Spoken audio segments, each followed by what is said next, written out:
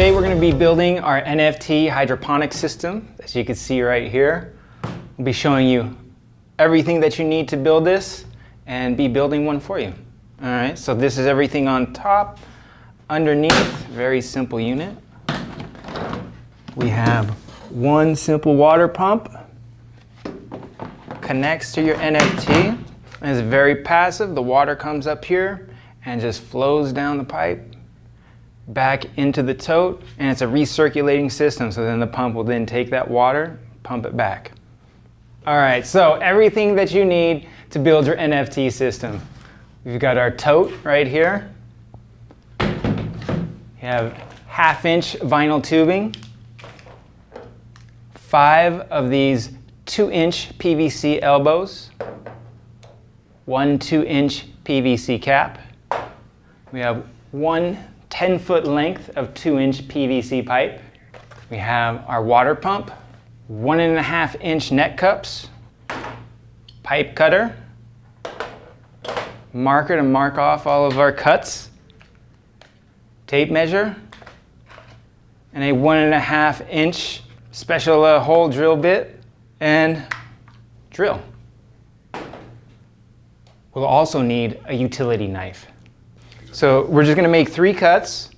We're going to make 1 18-inch cut, and then we're going to do 2 17-inch cuts in our 10-foot length of 2-inch PVC. And we're going to use our 2-inch pipe cutter to cut this PVC.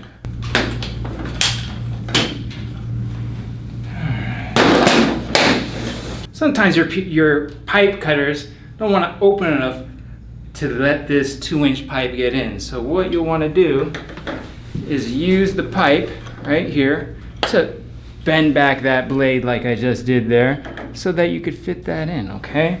Then we get up here, and sometimes we have, these pipe cutters are ratcheting, so sometimes, for some reason, we won't be able to get that to ratchet without a little bit of support.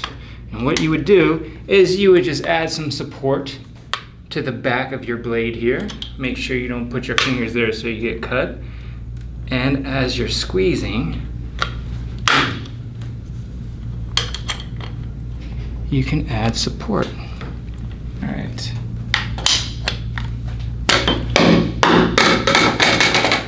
We're just going to draw a straight line down the middle of the PVC pipe.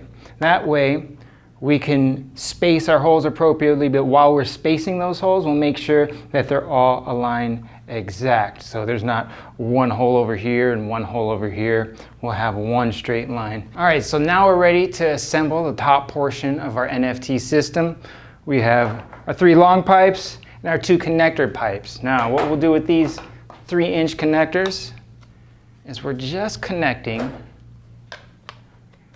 the 90-degree elbows. There we go.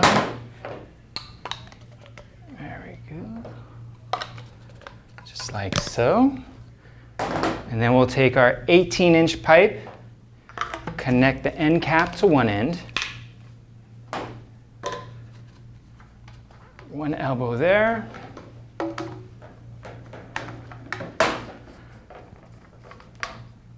One elbow there.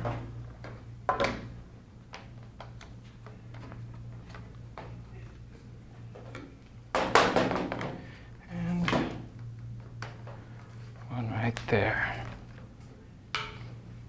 There we go. Now we're ready to drill some holes.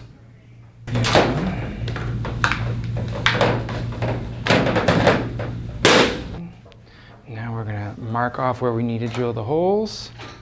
We're going to mark on 1 inch. 1 inch. 1 inch. And then we're going to mark every 4 inches. So 4 inch. Now we have our straight line. We're just going to make sure that all the holes that we drill are exactly on that line. So that's where we marked them off. We marked off, we did 1 inch, and then every 4 inches, another spot. Okay, so there will be 4 spots per arm of this NFT system. Very good. They'll all be in a straight line. None of them will be turning and twisting the other way. We have everything assembled right here, and I'm going to leave everything assembled while we drill just because it makes it a lot easier. It kind of helps it stay flat rather than to have to hold a pipe with your hand and keep it steady. We could just drill right into it knowing it's not going to turn either way. Okay, once we get in there, once you drill your hole in there, we'll go backwards on the drill bit. All right, when you go backwards with the drill bit rather than forwards, it reduces the amount of burrs that you get in here. So it gives you a nice, like, smoother, cleaner cut. And we'll come with the utility knife and clean all this stuff up in a little bit.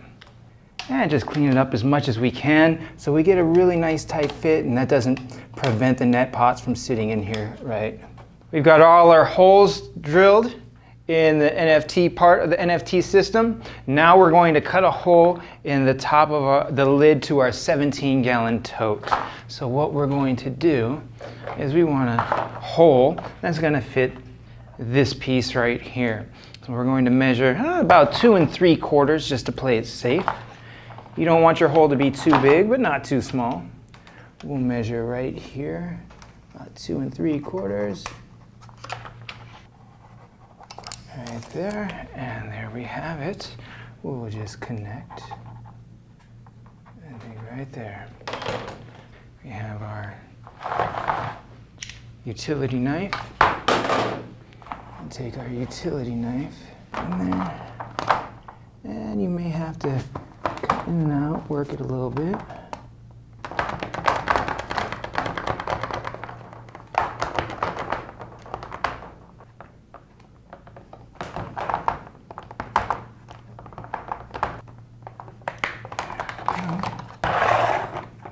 Fits perfect. Now we're going to assemble the top part of our NFT system just to make sure that all the pieces of pipe that we cut fit on top of our 17-gallon tote so that the entire system can be supported just on top of this tote and kind of be an autonomous system that you can actually move around if you need to. So, there's that.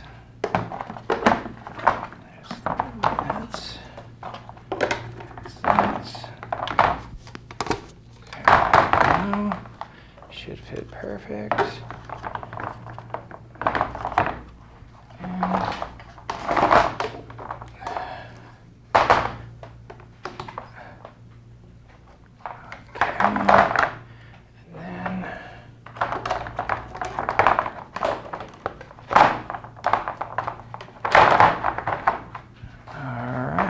There we go. We have to drill a couple of holes in order to get the water from our reservoir up into the actual NFT part of the unit. So we'll be drilling anywhere from a 1/2 inch to 3/4 inch hole in order to fit our 1/2 inch tubing inside, okay? Any holes that you put in the top of this lid, you want to make the fit between the tubing and the actual lid as tight as you can. The reason I say that is because any light that penetrates the lid and gets onto your reservoir, well, anywhere you have water and nutrients and light, you're gonna grow algae. So the more space you have in between your poly tubing and the hole you drill to run it through is going to let that much light in. So as little light as possible is what you want hitting your nutrient solution. That's why we have a pretty tight fit right here. We shouldn't have to worry about any light getting through there. So we're just going to do the same thing over here.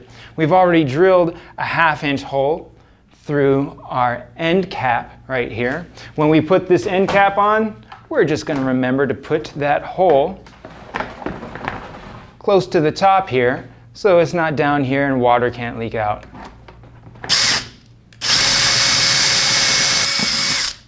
We drilled a 1.5 inch hole, and this is going to be for our electrical plug as well as for our 1/2 inch vinyl tubing. The reason we have such a big hole here is because it needs to be big enough for this plug to fit through right here, as well as the 1/2 inch tubing. So the next step is we're just going to cut a length of our 1/2 inch vinyl tubing and connect it to the water pump inside of our tote. So here we want to measure the amount of 1/2 inch vinyl tubing that we need. Very simply, just stick this to the bottom, and we're going to need a few inches up here. We can always adjust later and cut it a little bit more. Make sure you have a big enough piece because, well, you can cut more, you can't always grow more. There we go, perfect. We're going to get our pump, our water pump.